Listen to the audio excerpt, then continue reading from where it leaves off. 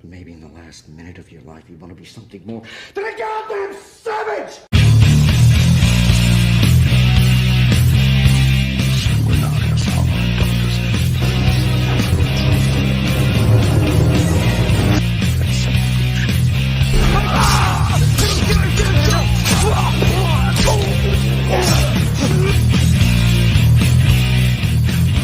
Annunziare mentatio.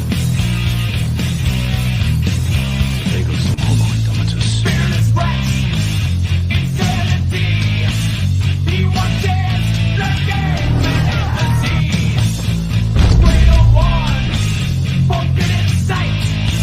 He searches under of the shadows and Like this, girl. Like being food for the immortal.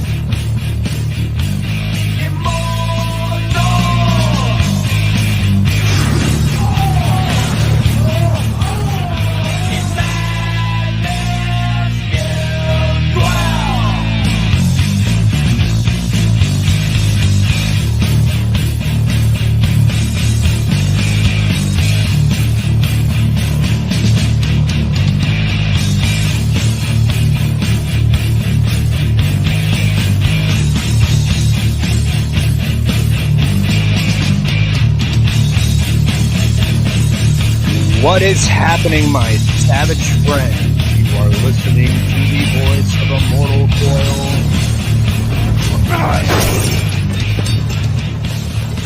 Your oracle of whiskey mysticism. Revolution is my name. It is Friday night, the 16th of June, 2023, 9:37 p.m. West Coast Seattle time. And it means that it is time to get savage. Welcome all. Come in, sit down, make yourselves comfortable. I'm here to introduce myself as Immortal Coil, just a humble immortal from a savage land coming here to molest your ear hole.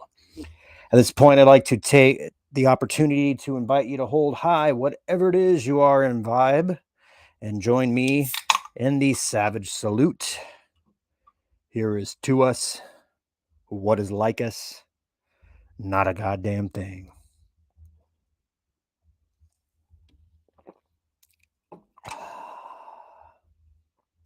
Tastes like the cure to a blind third's eye virus. We are the Savage Show. Would like to remind you that this is not a program for children. This broadcast will contain strong language, sensitive subject matter, images, and content intended for a mature 18 years or older audience. This broadcast contains copywritten content. However, under the Fair Use Act, Section 504C2, Title 17 of the United States Code, this content is presented for the purposes of education and entertainment through the use of parody, satire, critique, analysis, and or social commentary by means of always subjective opinion. Viewer discretion is advised, which means kick those likely to wet the bed to a quick potty break right now. There might be some scary stories happening. Welcome in, everybody. Welcome all. I'd like to go ahead and acknowledge the chat so far. We got the one and only Mr. Papa Cotton. Says, hello, Coil. I'm digging the avatar there. Very nice, Cesare Borgio. We also got the Thunder from Down Under. His Majesty, Mr. Random Brad Creator, saying good vibes. What is up, you guys? I've had a interesting couple weeks just trying to get this goddamn broadcast on the air. 2 weeks ago, I was actually moving, so I didn't have all my infrastructure in place. Last week, I thought half of the broadcast was pretty good. The latter half, after my guest came on, the front half, poor radio, so I just yanked that fucker down. I do like the topic though, so at some point I will revisit it, because I thought there was a lot of good stuff there. There was just a lot of junior grade, Jimmy Olsen, Golly G. Willakers shit going on at the beginning, and that is not representative. We here at the Savage Show do not condone or, all that kind of shit. So, what's been going on? Well, I'll tell you what, like a lot of times I don't even really know what the show is going to be about until like it's about to fucking happen. And that usually happens through a couple of twists and turns in life. And it's like, as long as you're aligned with the force or whatever, then you can get some pretty interesting shit happening. So I would like to tell you a story, my savage friends, about a murder of crows. A murder of crows. Now, everybody knows that there's a pride of lions and there's a pack of wolves, but the plural for crows is a murder of crows. And when crows congregate, especially towards the autumn side of the year, you see them in hundreds, and they're just like making these raging, super fucking like invading England kind of overhead formations. It's nuts. And I'm talking about World War II. I'm not talking about right now. But crows gather around, and they're loud and they're noisy, and their presence is just one of those things. You see them on like trees in autumn, so there's like basically dead leaves and all these crows, and it's fucking cold outside, and you still got to get up at 5 a.m. and go like shovel coal, whatever the fuck you do to make your bread. Because we know that you're not on the fucking camera twerking, and if you are, then what the fuck are you doing listening to this? But a murder of crows, and it's interesting because believe it or not, crows are actually one of the more intelligent bird species. Crows are corvids, the same way that elephants are pachyderms. So corvids in particular have been studied by universities and have been shown to have the equivalent of a 4-year-old human child's ability and intellect. Now, what does that mean? That means a crow's not going to like look at you and go, "Hey, how's it going?"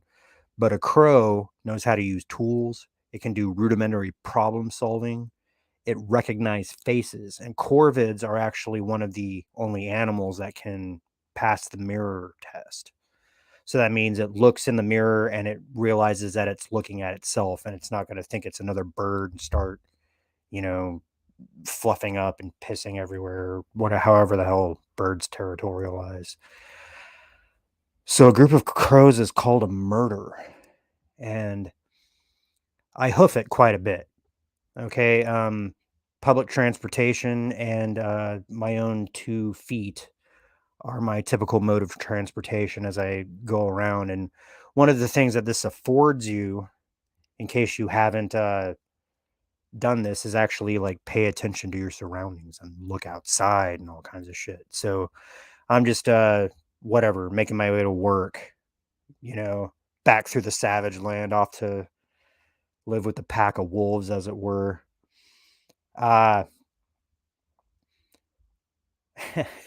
Snow Dub, he's going, "Oh man, I didn't know you were going live. I would have sent the chat to you."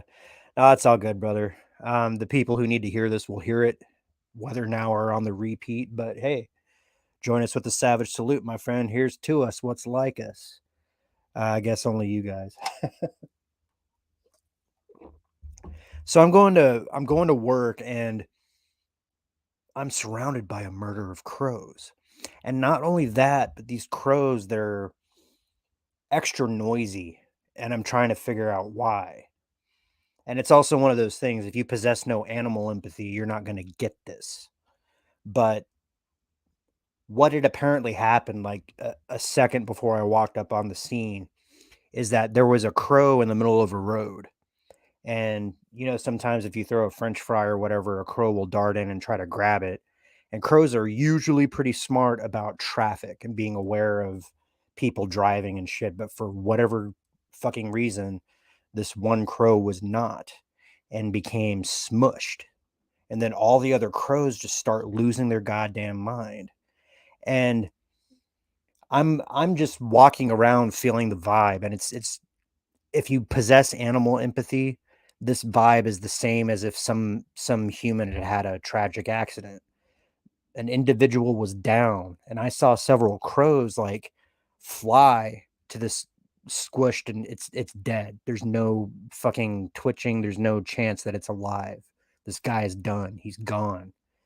And these crows were going up to him and like doing the equivalent of like, bro, are you okay? Get the fuck up. We got to get the fuck out of here. You just got hit. What the hell? But quickly they realized, because the tone of their vocalization changed, they realized that this crow was dead.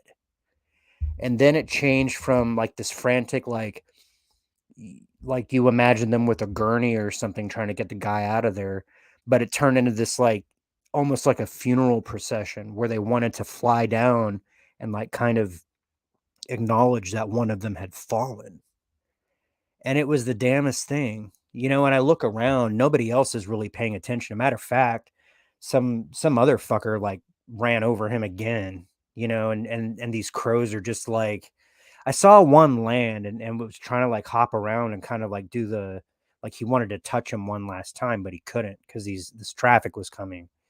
So animal empathy, that's what I'm talking about. I waited until there was a break in traffic, and I grabbed a piece of cardboard and I scooped him up, and I ran to the side of the road, like darted out of traffic myself, and put him somewhere where if the other crows wanted to, they can come and touch him or say goodbye or do whatever the fuck crows do.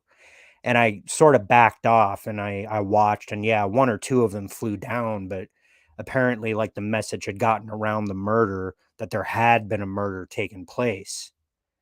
And you know, it's just one of those things that humans don't really take time to slow down and figure out that animals that exist in groups together might sense the loss of an individual. Now, I know that there has been studies and nature shows and all that shit about wolves who will mourn the loss of a pack member.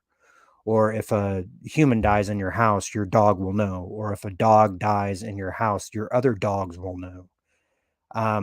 Humans aren't the only beings that feel loss and sense that stuff. But especially in light of this understanding about Corvid Intelligence,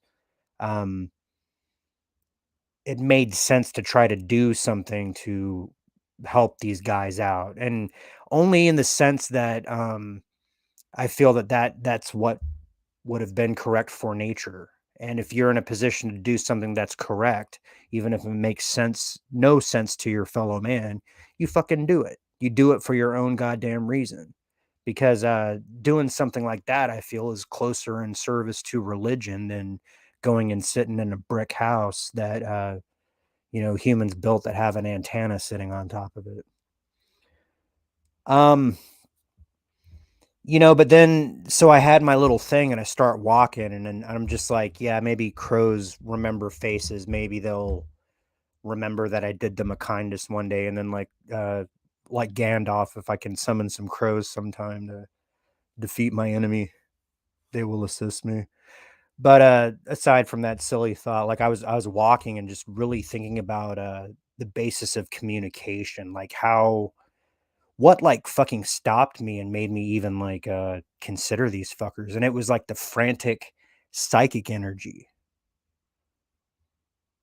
The frantic psychic energy. And the only way that I can explain it is if like it's analogous to going to the mall on fucking Black Friday and everybody's just losing their goddamn mind trying to go and buy a PS fucking dick and a flat screen vagina, that sense of panic. And even though you can't hear people, you can feel that vibration in the air. Now, the only difference was the crows, after like that vibe is what alerted me. But after the vocalization start, I'm just like, okay, so these animals are screaming, they're crying, they're mourning, they're having an Edgar Allen Poe moment,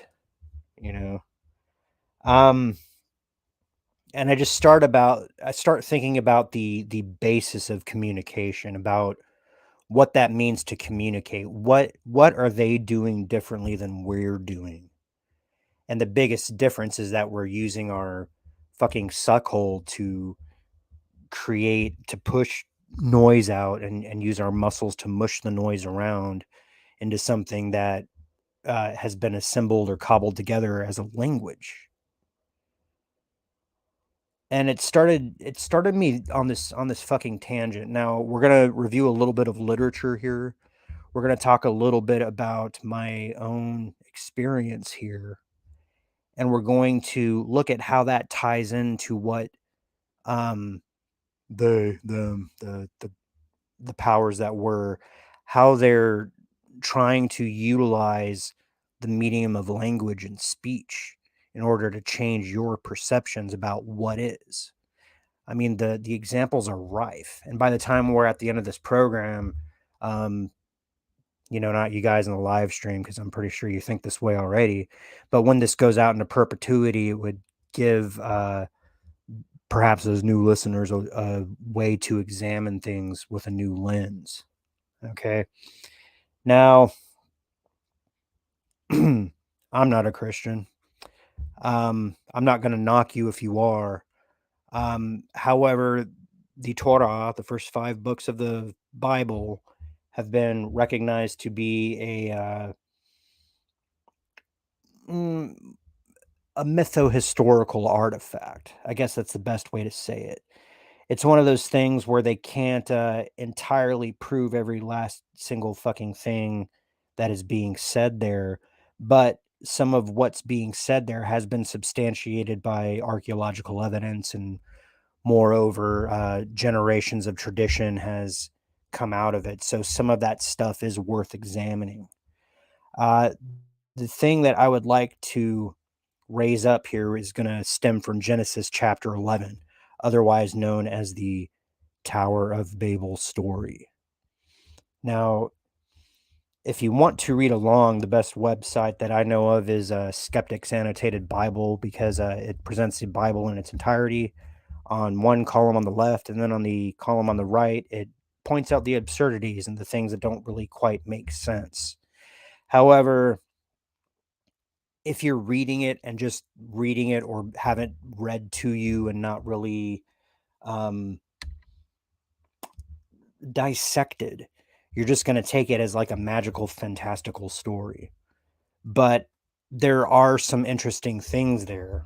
And I would also preface this by saying, if you're not familiar with the works of Zechariah Sitchin, Eric von Daniken, this is kind of the path that I'm going to be treading down. And you can pause this. You can go read those fucking books. You can probably pull them up on audiobook. And you can come back to this and join us in real time. We'll wait.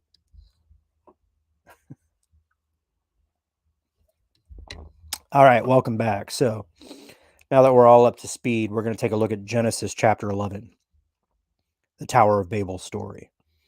And this is just going to be verses 1 through 9. I'm not going to read you the whole goddamn book.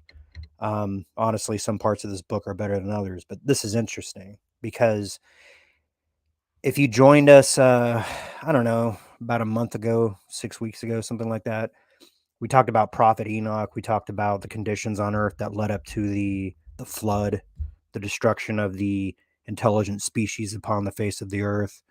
Well, now a specific line of that species has been more or less preserved and have been allowed to proliferate. And at this point, we come to chapter 11. So it says, the whole earth was of one language and of one speech. Okay, so speech as an implement has already been introduced, but there was only one language. Now, if you want to look at that scientifically and not just biblically or what the fuck ever, this means that the local intelligent species has developed a system of communication and one language. Cool. 2, and it came to pass as they journeyed from the east that they found a plain in the land of Shinar, and they dwelt there, which is Sumer Akkad. That's what Sitchin is talking about. This is the land of Mesopotamia between the Tigris and the Euphrates. This is modern day Iraq and Kuwait. But back then it was called Shumer, right? And that constituted a number of city-states, including and Iraq and Uruk and Separ and just a bunch of shit like that. Okay. Number 3, they said to one another, "Go, let us make brick and burn them thoroughly." And they had brick for stone and slime that they had for mortar. So they're using bricks and mortar. And this is a true thing that they've proved. They gone out to archaeological sites and they found that they were building these all their stuff out of mud brick because there was no like nearby forests or large rocks, so that they in turn used what they had there. The area was marshy, so there's a lot of space where water and mud came together. Mud and reeds and it's almost like picture like an ancient Venice. You know, all this stuff is sort of available, so they incorporate it into their culture and they're not thinking two shits about it. So yeah, let's use what we have here. And then verse 4, they said, "Go to, let us build a city and a tower whose top may reach unto heaven, and let us make us a name, lest we be scattered abroad upon the face of the whole earth." Now this is where Sitchin will start to tell you that some of the shit's being translated sideways. Number 1, the original is in Hebrew. And then number 2, it's usually translated through Greek and then into English and then published and all this kind of shit. He's saying in the original Hebrew, it didn't say let us make a name. It said that the word was Shem, which means let us build something that is capable of reaching heaven. And Zechariah Sitchin surmises that the humans were trying to emulate the gods and build something that could serve as a staging area for something else that could reach heaven. And the other thing that this sort of alludes to, that I want to float out as my own unique idea, is they're saying, let's build a city and a tower, blah, blah, blah, or else we will be scattered abroad upon the face of the whole earth.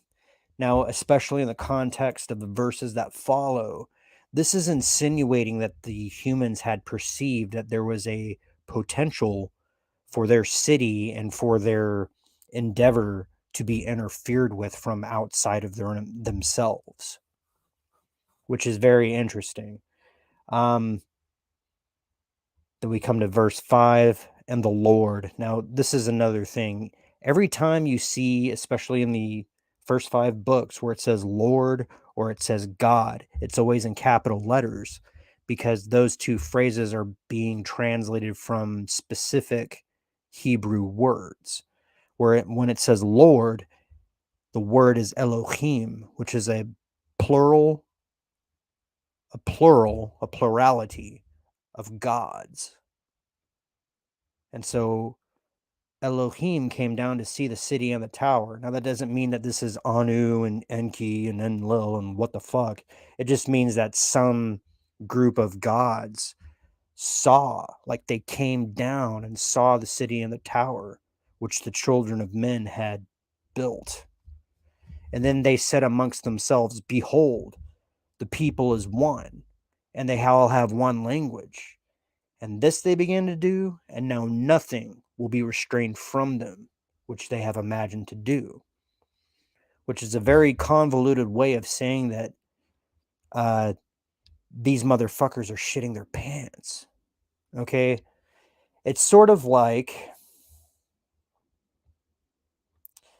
if we went to a village of monkeys and threw in a cell phone, and then we walked away for a little bit, or maybe we forgot our cell phone. We didn't deliberately throw it to them, but we left it down. And then we come back and they're starting to build like cell phone technology, and we're like, what the fuck is going on here? The gods are coming down and seeing what humans are doing upon the face of the earth in their absence, and they totally begin shitting their pants because they realize that because we can talk to one another and share ideas, that we are becoming as they are. And if you accept that mankind is a created race, what happens when your creation begins to eclipse its own creator? Well, you might have to change your pants, my friend. You just might. So what do? They say, verse 7, go to, let us go down, and there confound their language, that they may not understand one another's speech. And so Elohim scattered them abroad from thence upon the face of all the earth, and they left off to build the city. Therefore the name of it is called Babylon, because Elohim there did confound the language of the earth, and from thence did Elohim scatter them abroad upon the face of the earth. So in response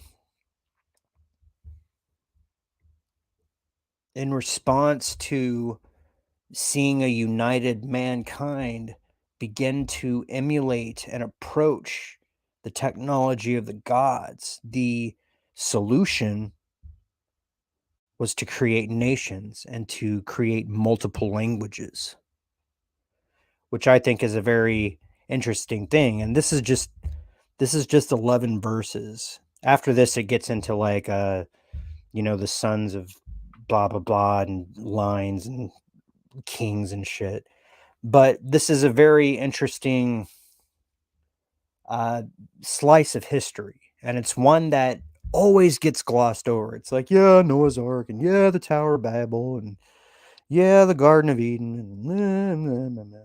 Like, it's not a big deal because it's so buried in the archetypical mindset that outside of archaeological context or additional reading, people always gloss over, and we'll talk about this later, but the mind is purposefully kept busy so that one doesn't necessarily go and consider these things.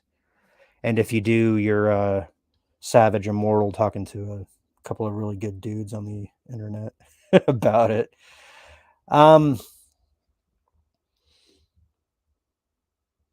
It's interesting though, this concept of language. And now I want to talk a little bit about contact.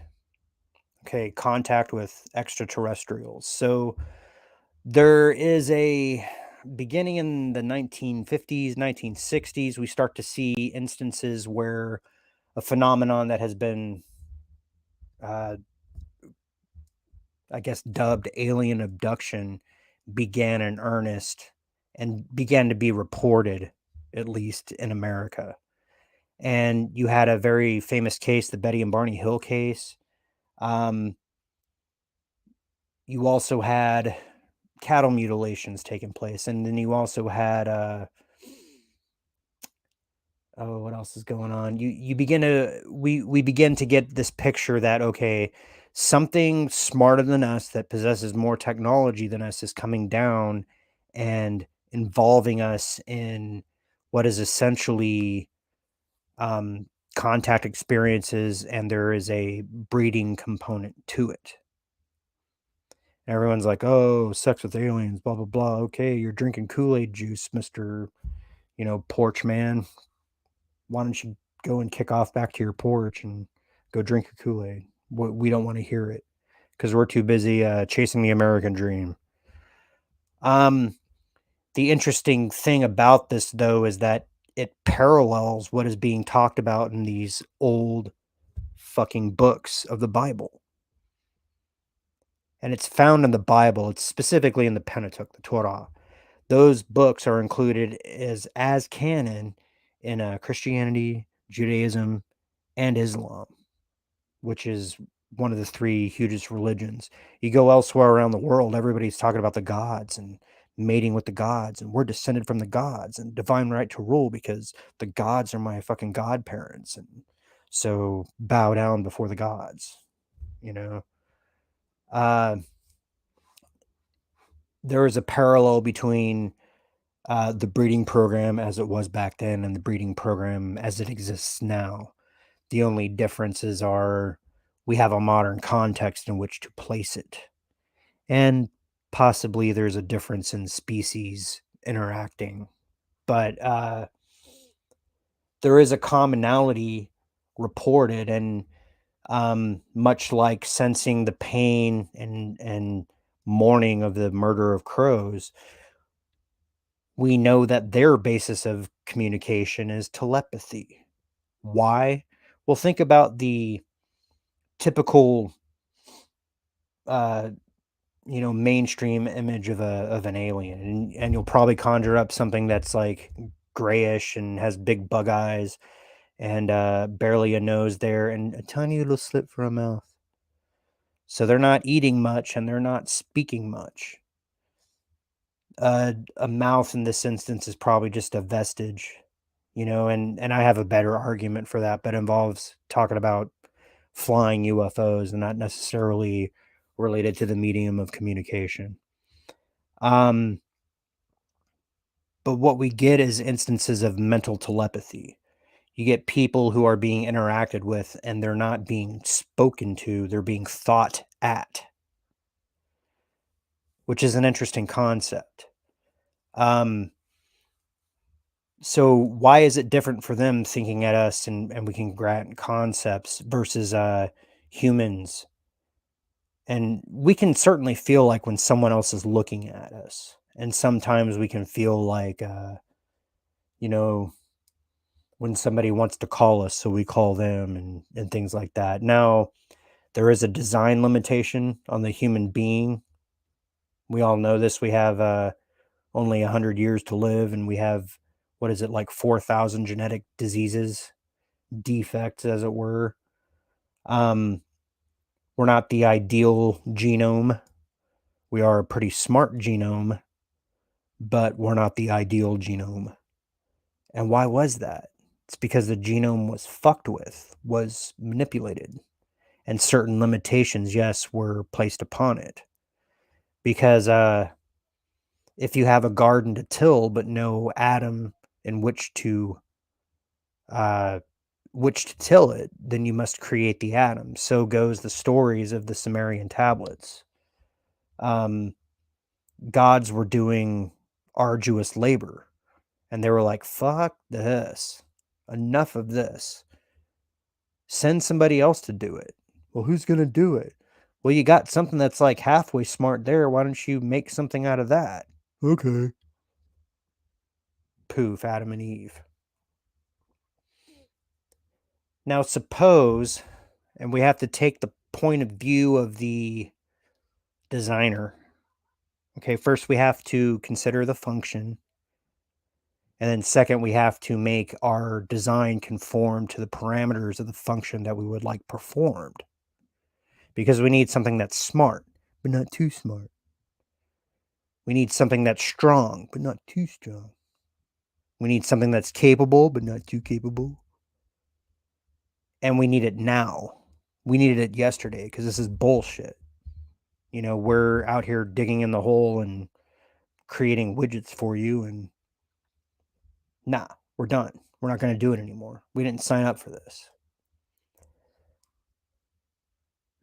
So yeah, okay, there's something kind of like hairy and like kind of smart running around.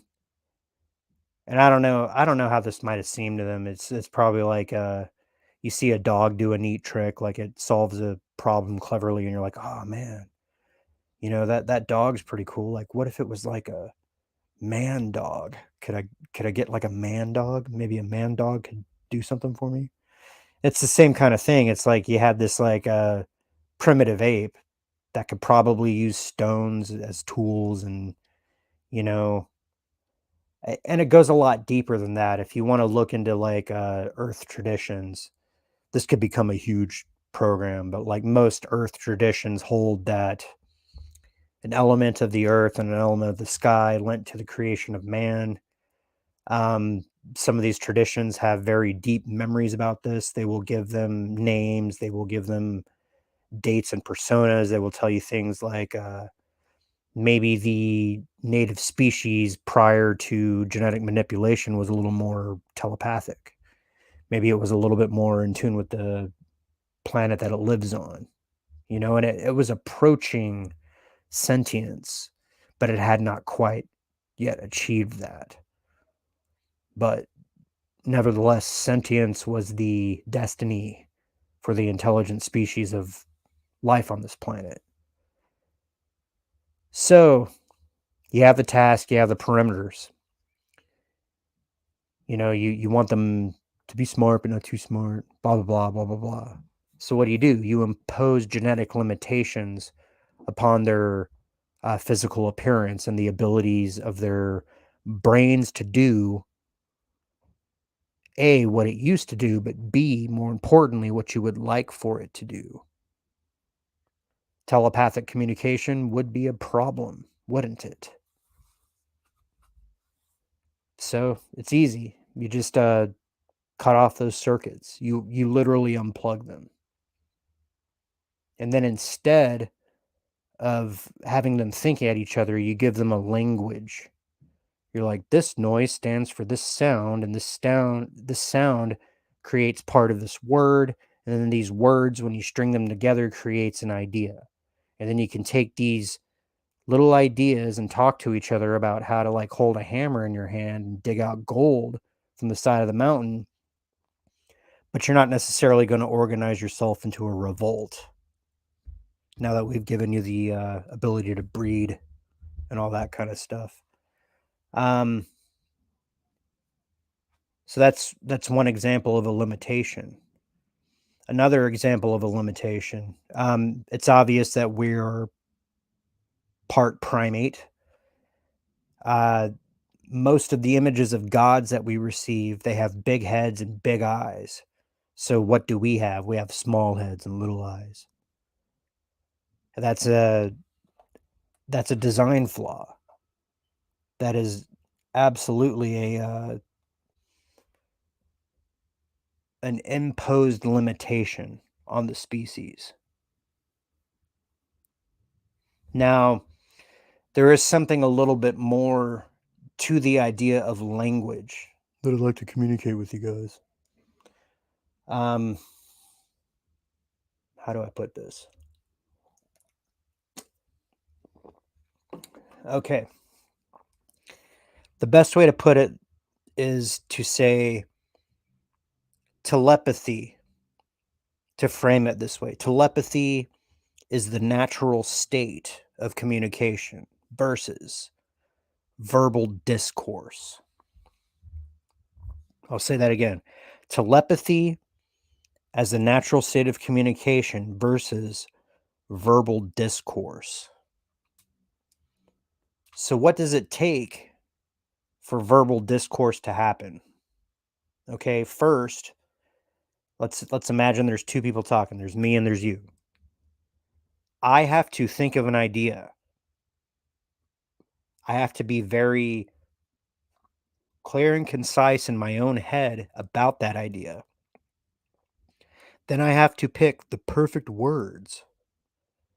Then I have to work my lungs and all my muscles to force the perfect words out of my mouth and into this microphone. Then it has to travel all through the fucking system to your speaker, to your earbuds, to your whatever the fuck. It has to enter into your ear hole. It has to go to your language processing matrix. Your brain has to take apart everything that I said based on its own experience of speaking and interpretation and understanding. And then it has to bounce that against your own relationship with what I'm saying, because words are always misunderstood. It doesn't matter how clear the thought that I have in your head or how perfectly I think the noise came out of my fucking mouth. If you listen to it and you didn't like the sound of my voice, or you don't like that I'm a crystal skull, or you think Immortal Coil is bullshit, or you're a Christian and I'm not reading the Bible right, or whatever, then it's not going to strike you the same way. because it's like a thought interrupted. There's like additional thoughts being added to the thing that I was trying to say to you. Versus mental telepathy, where I formulate the perfect thought and boom, it's in your fucking head. There's no way to not understand that perfectly. People who have been in contact with extraterrestrials, and I can tell you that this is true, report that communication is instantaneous. They can speak in sentences if that's what needs to happen, but more often than not, you're getting bombarded with multimedia in your own head.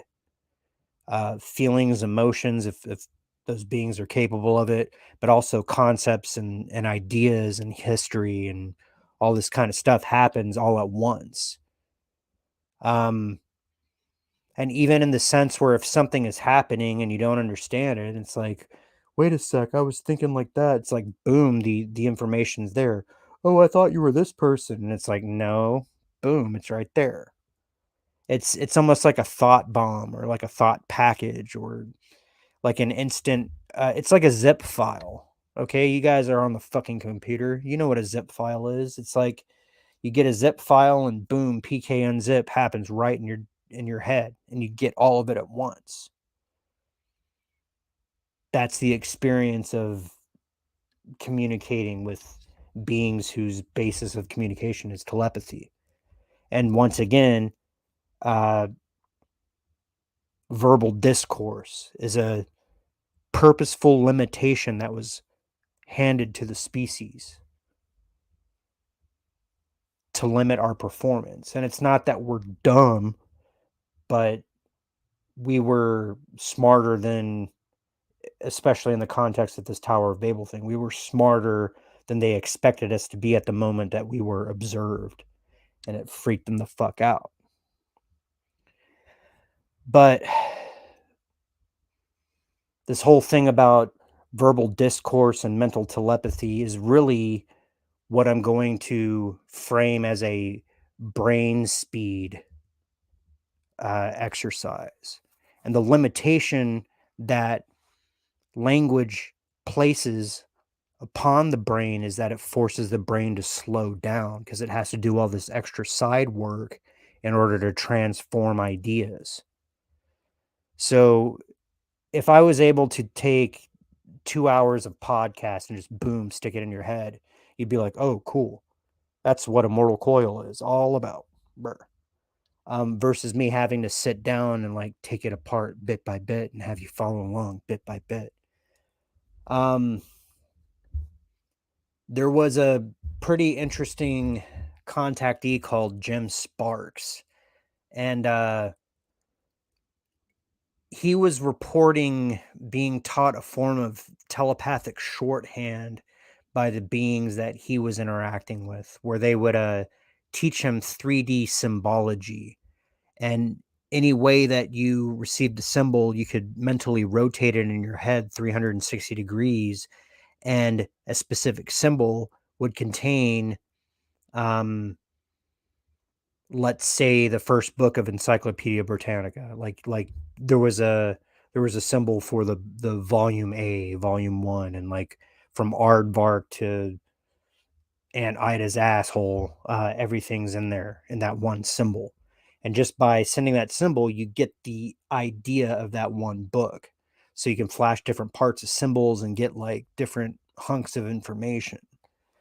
So it's interesting. It's still an instance where a contactee is being worked with in terms of symbology, which is something that is familiar to our species, having been born and coping with environment like this for a couple thousand years, and approaching something that's closer to how they operate, which is instantaneous telepathy, thought transfer. Speaking of visitors, we got Janet from another planet saying hello. How you doing, my dear? Good to see you. We're just talking some mental telepathy here.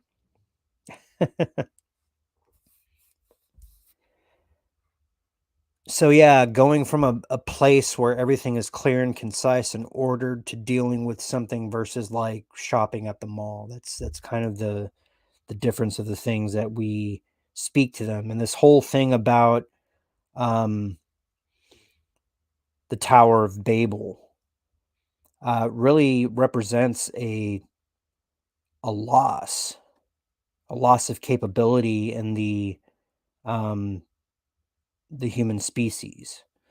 Now, I wanted to share this other thing because we're talking about spooky and far out shit anyway. This, my friends, is the Tower card from a tarot deck. So the sort of shift from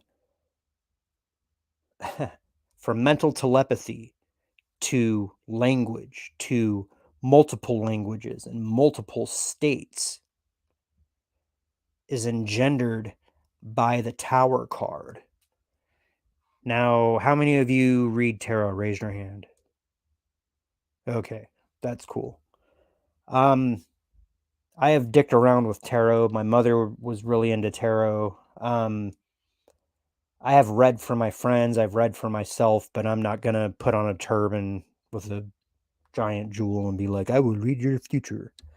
There's far more qualified people for that. But what I can tell you is that the tarot represents an archetype, like a collection of archetypes, really, that communicate certain uh, shapes of the universe that are present in your tarot reading.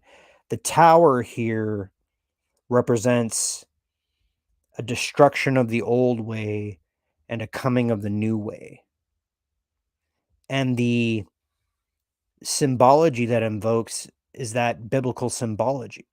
And it chose that for a specific purpose. Why? Okay. If we're talking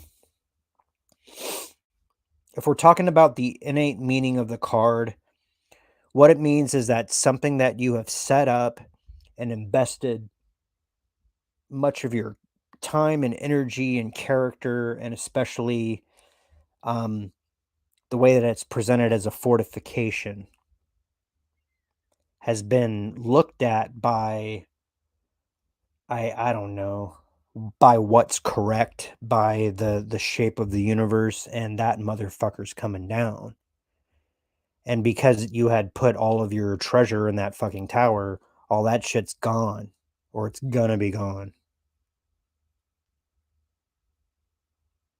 Now,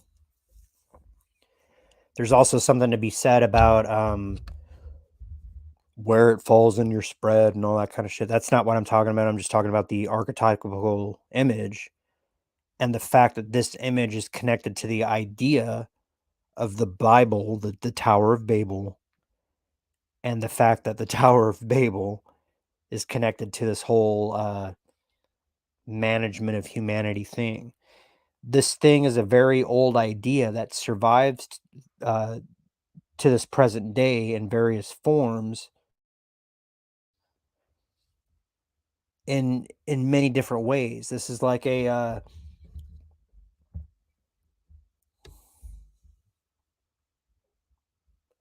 a deep seated symbol that when we unpack it, it's kind of like that Jim Sparks symbol that I was saying. Like a whole encyclopedia can be derived from it. Okay. So we're gonna get rid of the tarot card here. I find all this stuff immensely fascinating. I think whoever designed all this shit really knew what they were doing, and they especially when it comes to the tarot, it was very consciously designed. Anyway, so I again want to say what up to the chat. Janet, Snowdub, we got Random Brad in there, Papa Cotton, aka Wook, You guys are my bros. Appreciate you coming out. And since I see you guys out there, like, share, and subscribe the video. Get the thumbs up on this. Get this in the algorithm. We want to make sure that upon the repeat, people can find us digging this stuff. So we have talked about the archetypical meaning of the fall of the tower, which is interesting too, because then we see it in the 9/11 thing. The towers come down, whatever Nostradamus predicted it.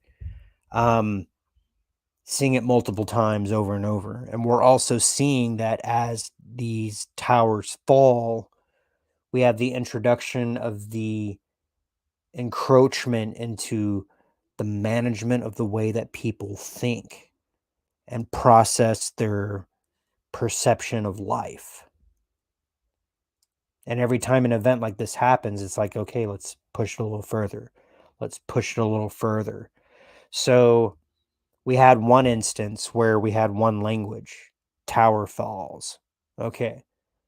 We have a second instance where, as a result of that, multiple nations, multiple languages are created. So the next time the tower falls, what is there left to do except to use that language that you created as a weapon? Because again, if you arrive on the scene at Babel and you see what they're up to and that they're getting a little too far, a little too fast, you got to try to manage it.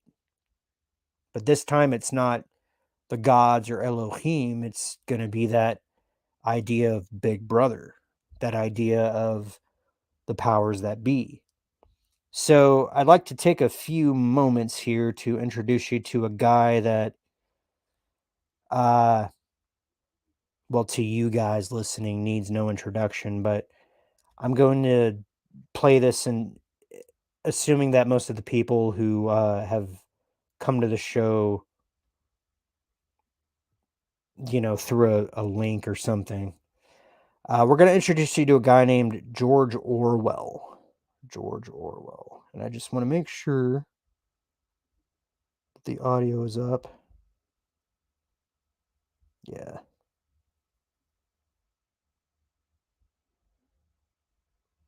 I really need an engineer on this thing. All right. Bam. Audio is up. Cool. We're good. All right. Check this motherfucker. Animal Farm, which was written by George Orwell and published in 1945, is a timeless tale of power, corruption. Yeah, okay. Sharing that. Animal Farm, which was written by George Orwell and published in 1945, is a timeless tale of power, corruption, and tyranny.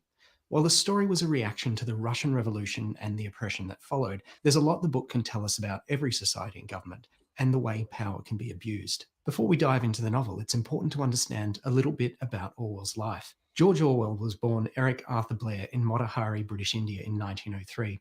His father worked for the Indian Civil Service, and although his family was poor, Orwell described them as lower upper middle class. He managed to get a scholarship to attend St Cyprian's School, an elite preparatory boarding school in East Sussex. And it could be said that his hatred of cruelty and oppression began here. Orwell attended the school from 1911 to 1916, and in an essay titled Such Were the Joys, which was published after his death, he describes the cruelty and snobbery he experienced at the school. Virtue consisted in winning, he wrote. It consisted in being bigger, stronger, handsomer, richer, more popular, more elegant, more unscrupulous than other people. In dominating them, bullying them, making them suffer pain, making them look foolish, getting the better of them in every way. Life was hierarchical, and whatever happened was right. There were the strong who deserved to win and always did win, and there were the weak who deserved to lose and always did lose, everlastingly. In 1917, Orwell received a place at Eton College where he studied until he was 18. Unable to afford university, his parents encouraged him to join the Imperial Police, and he was assigned to Burma, which at the time was a province of India. In the essay Shooting an Elephant, Orwell describes how repulsed he was by the British Empire. I had already made up my mind that imperialism was an evil thing, and the sooner I chucked up my job and got out of it, the better. Theoretically and secretly, of course, I was all for the Burmese and all against their oppressors, the British. As for the job I was doing, I hated it more bitterly than I can perhaps make clear. In a job like that, you see the dirty work of empire at close quarters, the wretched prisoners huddling in the stinking cages of the lockups, the grey, cowed faces of the long-term convicts, the scarred buttocks of the men who have been flogged with bamboos. All these oppressed me with an intolerable sense of guilt. During his time in Burma, Orwell attended local churches and became fluent in Burmese. According to Christopher Hitchens in Why Orwell Matters, he harboured contempt for British settlers who spent their entire lives in the region without bothering to learn the language. Ultimately, these experiences led Orwell to argue in favour of Indian independence. In 1928, after a bout of dengue fever and a holiday in England, he decided to leave the Imperial Police and become a writer.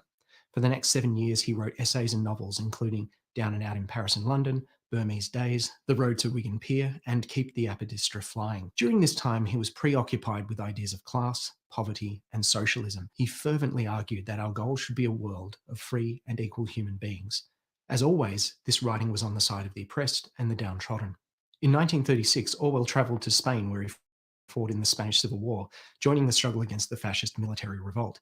As Christopher Hitchens notes, when Spain was menaced by fascism, he was among the first to shoulder a rifle and feel the weight of a pack. The squalor and horror of the Spanish Civil War was a defining moment for Orwell. Every line of serious work that I've written since 1936 has been written directly or indirectly against totalitarianism and for democratic socialism. After being shot in the throat, Orwell returned to England in the middle of 1937. Because of these injuries, he was unable to serve in the Second World War. During that time, he joined the Home Guard, continued writing, and worked for the BBC. It was during the Second World War that Orwell started writing Animal Farm. The novel is his response to the Russian Revolution in 1917 and the tyranny that followed. At the time, there were many British intellectuals who praised what they called the Great Soviet Experiment and ignored the atrocities committed in the name of communism. Although Orwell was a lifelong socialist, it was clear that the communist government in the USSR had become a brutal and repressive regime. Animal Farm doesn't shy away from this inconvenient fact. As Hitchens notes, in the late 1940s, a dystopian novel based on the notorious horrors of National Socialism would probably have been very well received, but it would have done nothing to shake the complacency of Western intellectuals concerning the system of state terror, for which, at the time, so many of them had either a blind spot or a soft spot. Orwell's self-confessed ability for facing unpleasant facts is one of the reasons his work and his ideas continue to resonate. In 1948, Orwell published 1984. The book, which is a dystopian novel about a repressive government, received critical acclaim. Orwell continued to write until his death from tuberculosis in 1950. During his life, Orwell wrote about society, politics, power, oppression, and tyranny. His commentary on totalitarianism was so influential that the word Orwellian has become an adjective to describe anything that threatens a free and open society. Knowing a little about Orwell's life will help you to understand Animal Farm. Orwell believed in democracy, in freedom, in socialism, and the goal of achieving a world of free and equal human beings.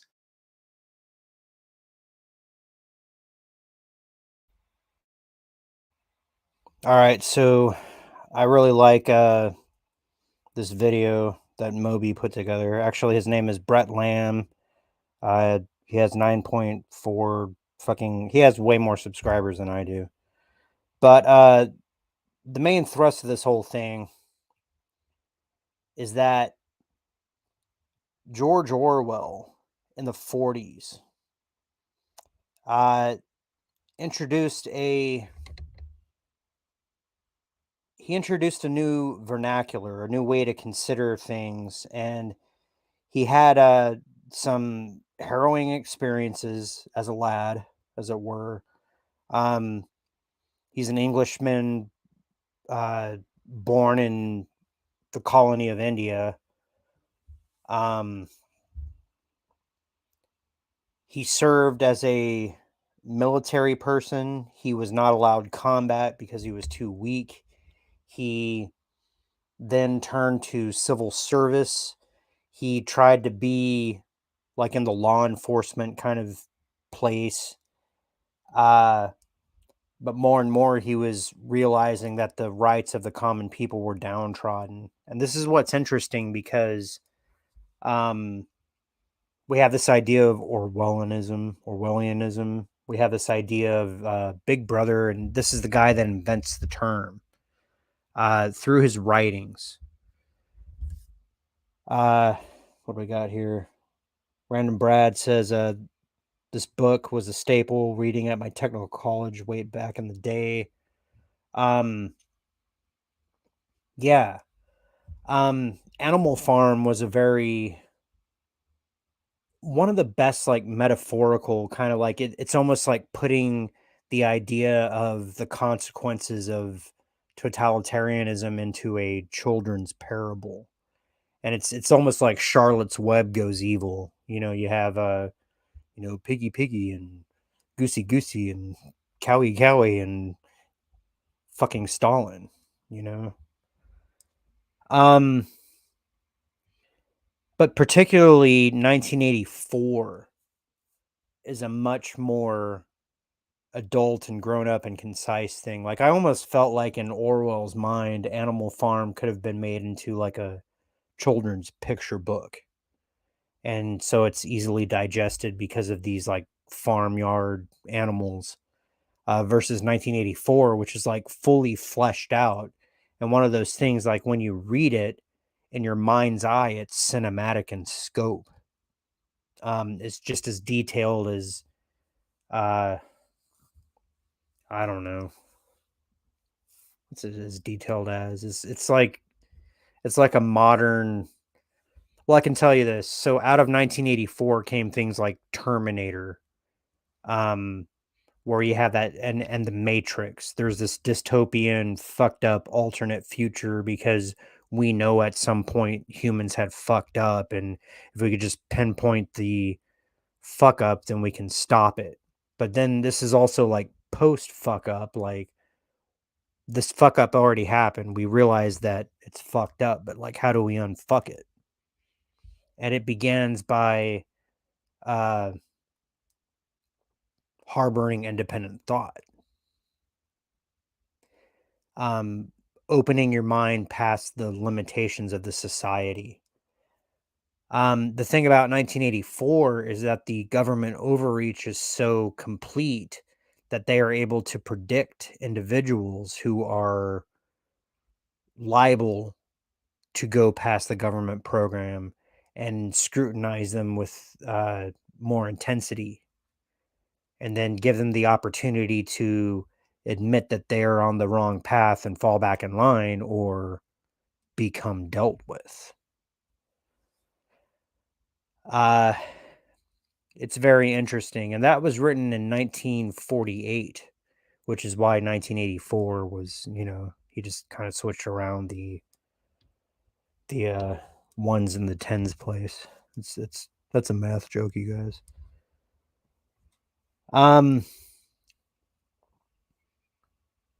Now you get into the conspiracy people, and they start to say that maybe Orwell was part of the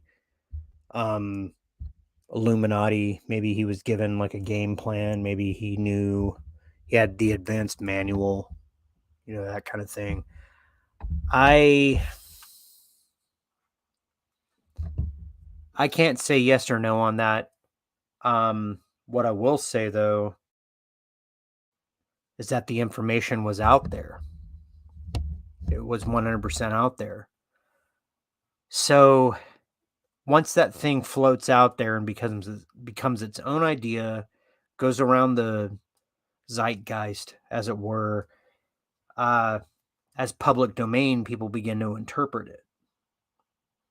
Some people use it in schools, like Random Brad was saying, like, oh, that was required reading. I took an English class and I had to read it.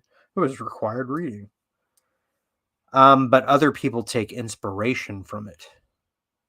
Dangerous people. And they go on to make policy. And they start to think like, yeah, maybe that's a good idea. So now we're in this space where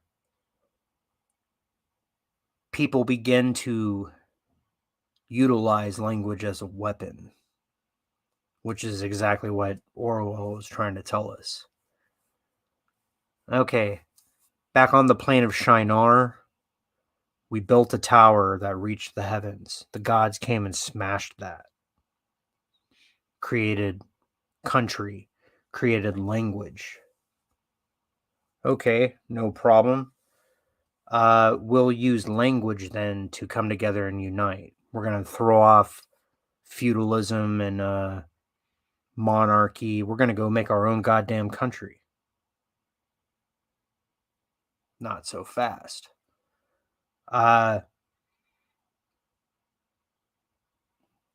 Overtaking the country by weapons means is an impossibility. But we probably could do it through thought infiltration. How do you infiltrate thought? You just, as Orwell says, switch around the meanings of words. Freedom isn't free. Love isn't love. Hate isn't hate.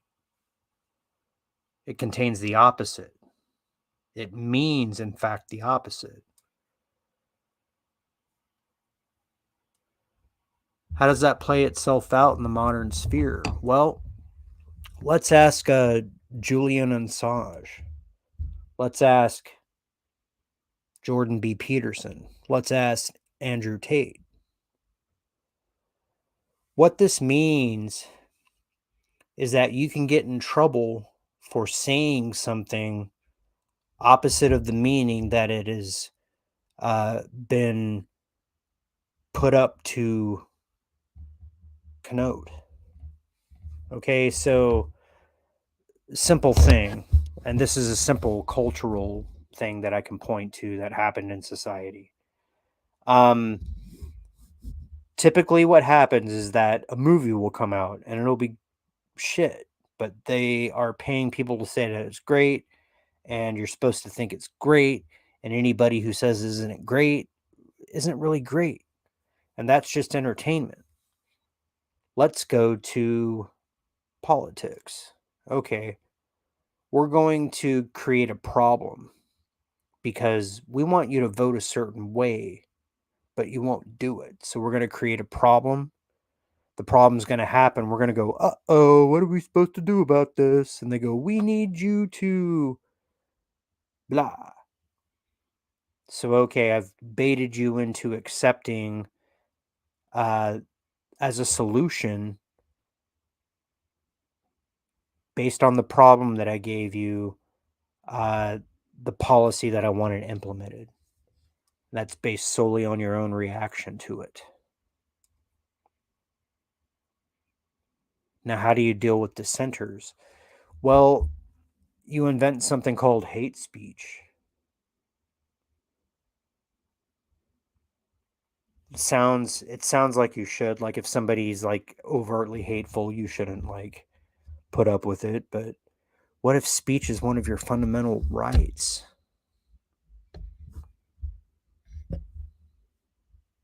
What happens when we put men like Julian Assange into jail? And not because he did the right thing, but because he did the right thing at the wrong time. Julian Assange was caught building a tower to Babel.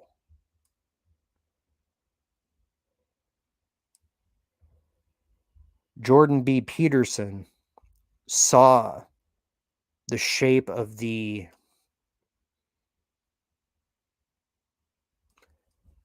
saw the fate of language based on the policies that were being implemented in his institution of higher learning.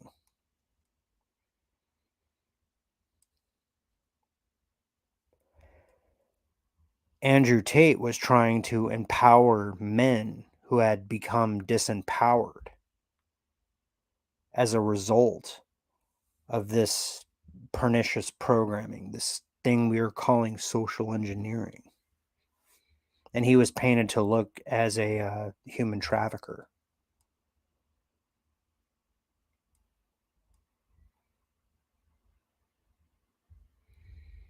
It's a murder of crows, my friend. It's a murder of crows. I'd like to thank you for joining me tonight. We've had quite a wild ride. I know that there's a lot to unpack and digest in this. So I'm going to leave it to you at this point. Lift high whatever it is you're imbibing one last time, and join me in the savage salute. Here is to us. What is like us? Not a goddamn thing.